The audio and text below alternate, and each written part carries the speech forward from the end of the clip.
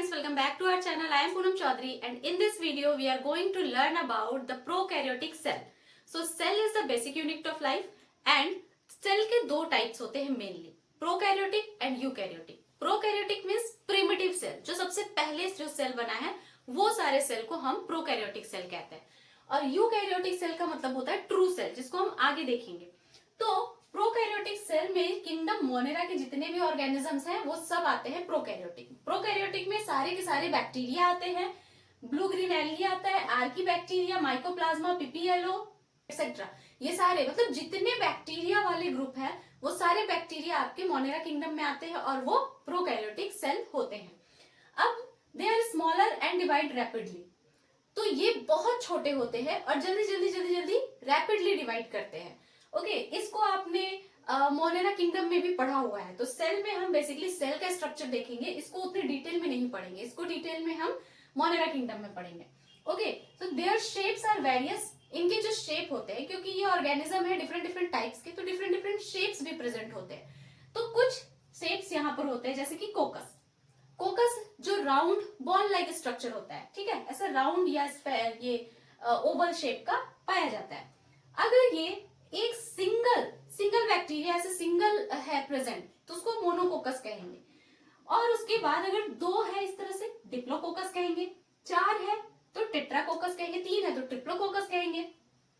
अगर इस तरह से पूरा चेन बना हुआ बैक्टीरियाज के एक दूसरे के साथ ऐसे अटैच्ड है तो उसको स्ट्रेप्टोकोकस कहेंगे. ओके, उसके बाद एक होता है स्टेफाइलोकोकस. स्टेफाइलोकोकस का मतलब होता है कि ग्रुप में है, क्लस्टर में है, ठीक है, क्लस्टर गुच्छे के जैसे प्रेजेंट है. तो एक सिंगल बैक्टीरिया तो नहीं देखने को मिलता है जनरली, वो ग्रुप में ऐसे रहते हैं, तो स्टेफाइलोकोकस. और इसके स्ट्रक्चर से ही किसी डिजीज का नाम भी या बैक्टीरिया का नाम भी होता है ना. तो दूसरा है आपका bacillus. Bacillus means rod like structure होता है. बैट ये बॉल है ना, इस तरह याद रख लेना. तो इस तरह बैट लाइक स्ट्रक्चर होता है, रॉड लाइक स्ट्रक्चर होता है. इसके बीच में एक स्पोर होता है जिसे हम कहते हैं एंडोस्पोर. ओके, ये भी सिंगल है तो एक सिंगल सा रॉड लाइक स्ट्रक्चर प्रेजेंट होगा. दो है तो डिप्लो बेसिलस. उसके बाद इस तरह लंबे लंबे लंबे लंबे बहुत सारे इस तरह एक साथ चेन बनाकर प्रेजेंट है तो उसको स्टेफाइलो बेसिलस कहेंगे. उसके बाद एक और स्ट्रक्चर होता है पैलिसेड. पैलिसेड का मतलब एक के ऊपर एक के ऊपर एक, जैसे ब्रेड रखा होता है ना वैसे ये प्रेजेंट होता है तो उसको बोलते हैं पैलिसेड. उसके बाद नेक्स्ट है आपका vibrio. Vibrio means comma shaped होंगे, है ना, कॉमा कॉमा लाइक स्ट्रक्चर में ये प्रेजेंट होता है. उसका एग्जांपल है विब्रियो कॉलोनी.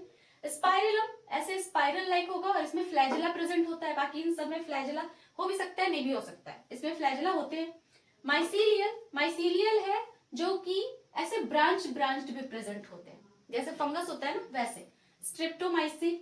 उसके बाद 6 है आपका स्पाइरोचीट्स. ये बहुत ही ज्यादा कोइल्ड स्ट्रक्चर होता है, ऐसे कोइलिंग होता है इसमें बहुत ज्यादा, ठीक है. ये स्पाइरल है तो हल्का सा ऐसे स्पाइरल है, बट ये बहुत ज्यादा कोइल्ड होता है.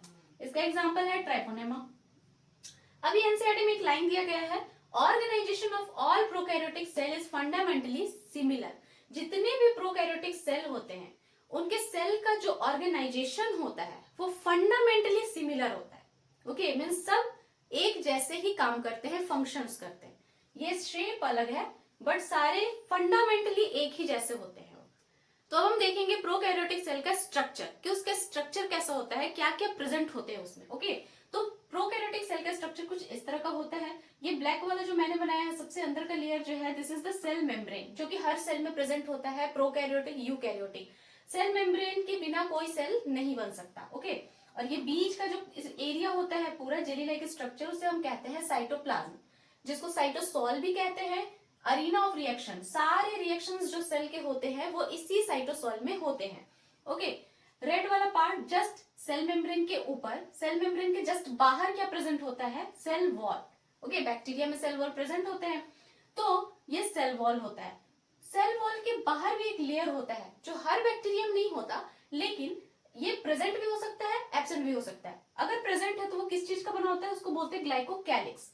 अब ग्लाइकोकैलिक्स जो होता है ये दो तरह के होते हैं, स्लाइमी और कैप्सिड, है ना. स्लाइमी मतलब लूज, बहुत लूज होगा.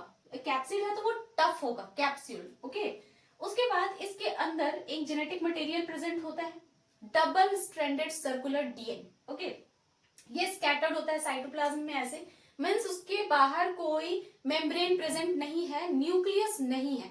सिर्फ इसका जेनेटिक मटेरियल, ये जो डीएनए है, ये खुला ऐसे पड़ा होता है और इसे हम कहते हैं न्यूक्लियोइड या जीनोफोर। ठीक है, ये सिंगल, इसमें सिंगल क्रोमोसोम होते हैं, ये सिंगल क्रोमोसोम होता है। इसमें हिस्टोन प्रोटीन जो होते हैं वो एब्सेंट होते हैं। यूकैरियोटिक सेल में हिस्टोन प्रोटीन होता है, इसमें हिस्टोन प्रोटीन एब्सेंट होते हैं, तो इस रीजन को हम बोलते हैं न्यूक्लियोइड। ओके, हमारे में क्या होता है न्यूक्लियस, इसमें क्या होता है प्रोकैरियोटिक में न्यूक्लियोइड।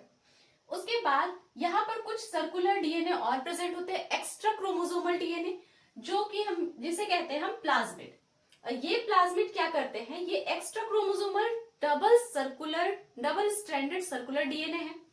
ये इंडिपेंडेंटली रिप्लिकेट कर सकता है, ये अपना अपना रेप्लिकेट करके खुद का कॉपी बना सकता है, इसमें है क्योंकि ये जेनेटिक मटेरियल है ना, तो वो कर सकता है। ये क्या करता है, प्रोवाइड सम फिनोटिपिक कैरेक्टर्स, ये इस बैक्टीरिया को कुछ फिनोटिपिक कैरेक्टर्स प्रोवाइड करते हैं, such as resistance to antibody. तो एंटीबॉडी से इसको रेजिस्टेंस प्रोवाइड करता है, मीन्स कुछ बैक्टीरिया ऐसे है जो हमारे बॉडी में जाएंगे, हम हमारे बॉडी का जो एंटीबॉडी है, जो हमारा बॉडी इसके अगेंस्ट जो एंटीबॉडी बनाएगा, उससे इसको रेजिस्टेंस प्रोवाइड हो जाएगा और ये किल नहीं करेगा, फिर भी वो सर्वाइव कर पाएगा हमारे बॉडी के अंदर। तो ये इसको रेजिस्टेंस प्रोवाइड करता है। उसके बाद इसमें सिर्फ एक ही सेल ऑर्गेनेल प्रेजेंट होता है और वो है आपका राइबोसोम, जो 70S का होता है। यूकैरियोटिक सेल में 80S होता है, इसमें 70S होता है, क्योंकि ये मेम्ब्रेन लेस है, इसमें मेम्ब्रेन नहीं है। प्रोकैरियोटिक सेल के अंदर सारे के सारे मेम्ब्रेन बाउंड सेल ऑर्गेनेल जो होते हैं वो एब्सेंट होते हैं, इसीलिए तो ये प्रिमिटिव सेल है और कंप्लीट सेल नहीं है, ट्रू सेल नहीं है। ओके, उसके बाद ये देखिए आप, ये जो हमारा सेल मेम्ब्रेन है, ये सेल मेम्ब्रेन का कुछ एक्सटेंशन है इस तरह से, ठीक है, उसको हम कहते हैं मीजोजोम। अब मीजोजोम का फंक्शन क्या होता है, मीजोजोम एक्सटेंशन और प्लाज्मा मेम्ब्रेन है, ये 3 तरह के हो सकते हैं। राउंड भी हो सकता है ना, मीन्स ये यहाँ से ऐसे एक राउंड निकला, तो इस राउंड वाले को बोलते हैं वेसिकल्स। सिर्फ एक सिंगल भी हो सकता है ऐसे, इसको बोलते हैं ट्यूबुलर, और कुछ इस तरह का भी हो सकता है, इसको बोलते हैं लैमेली। ओके, अब इस मीजोजोम का फंक्शन क्या है, इस मीजोजोम का फंक्शन है रेस्पिरेशन, इस बैक्टीरिया को रेस्पिरेशन में हेल्प करवाता है।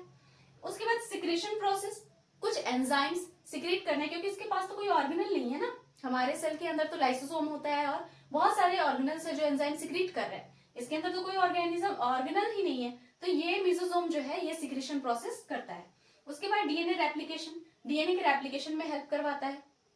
सेल वॉल फॉर्मेशन, ये जो बाहर सेल वॉल बना है ना, ये इसका फॉर्मेशन भी मीजोसोम के थ्रू ही किया जाता है। अब ये एक इस तरह से प्रेजेंट है ना ऐसा, अब इसके अंदर कोई कलर है, पिगमेंट है, ठीक है, तो इसको हम लोग बोलते हैं क्रोमैटोफोर, क्रोमैटोफोर बोलेंगे। जैसे ब्लू ग्रीन एल्गी है ना, साइनिन कलर होता है उसमें, साइनोबैक्टीरिया, तो ब्लू कलर उसको कौन प्रोवाइड कर रहा है, उसके अंदर क्रोमैटोफोर प्रेजेंट होता है, यही मीजोसोम है, उसके अंदर पिगमेंट प्रेजेंट होते हैं। उसके बाद फ्लैजेला भी प्रेजेंट होता है बहुत सारे बैक्टीरिया में, फ्लैजेला भी जो है वो प्रेजेंट हो सकता है और एब्सेंट हो सकता है। तो अगर फ्लैजेला है तो कुछ इस तरह का प्रेजेंट होता है, एक भी हो सकता है, एक से ज्यादा भी हो सकता है। उसके बाद इसमें कुछ इंक्लूजन बॉडीज भी प्रेजेंट होते हैं, कुछ छोटे छोटे, ठीक है, इंक्लूजन बॉडीज, इंक्लूजन बॉडीज ये क्या करते हैं, स्टोर करते हैं फूड को, स्टोर फूड मटेरियल जो होते हैं ना उसको स्टोर करते हैं। अब कुछ बैक्टीरिया ऐसे होते हैं जिसमें कुछ ऐसे छोटे छोटे छोटे छोटे हेयर लाइक स्ट्रक्चर, ब्रश होता है ना, ब्रश का जो हेयर लाइक स्ट्रक्चर होता है उसके जैसे कुछ स्ट्रक्चर प्रेजेंट होते हैं, जिन्हें हम कहते हैं फिम्ब्रे, ठीक है, जिन्हें हम कहते हैं फिम्ब्रे। और इसका काम क्या होता है, ये एडिशन में हेल्प करता है, एडिशन में हेल्प करता है, इसको मीन्स किसी सबस्ट्रेटम से चिपकने में हेल्प करता है। ये बैक्टीरिया है ना, स्टोन से या सरफेस से, किसी ग्राउंड सरफेस से, किसी चीज से ये चिपकना चाहता है तो इस फिम्ब्रे के हेल्प से ही ये चिपकता है। उसके बाद कुछ छोटे और भी ऐसे स्ट्रक्चर होते हैं इस तरह से, ठीक है, जो लंबे लंबे हेयर लाइक स्ट्रक्चर होते हैं, इनको हम बोलते हैं पिलाई, ठीक है। और ये क्या करते हैं, कंजुगेशन में हेल्प करते हैं। कंजुगेशन मीन्स जब ये सेक्सुअल रिप्रोडक्शन करता है बैक्टीरिया, तब ये पिलाई उसको हेल्प करते हैं। अब यहाँ पर देखो, ये जो फ्लैजेला है ना आपका, ये फ्लैजेला का एक्सटेंशन कहाँ से हो रहा है, ये फ्लैजेला का एक्सटेंशन हो रहा है आपके सेल वॉल से, ठीक है, ये सेल वॉल से, सेल मेम्ब्रेन से नहीं, सेल वॉल से फ्लैजेला का एक्सटेंशन हो रहा है। और जो बाहर के साइड में जो आपका ग्लाइकोकैलिस का लेयर है उसको क्रॉस करके जा रहा है, ठीक है। तो आपका फ्लैजेला कहाँ से अराइज हो रहा है, सेल वॉल से, not from the cell membrane. Okay, so this is the structure of prokaryotic cell. I hope this lecture found helpful to you. If you like the video, then hit the like button and do subscribe my channel. मिलते हैं next video में, तब तक के लिए bye bye and take care.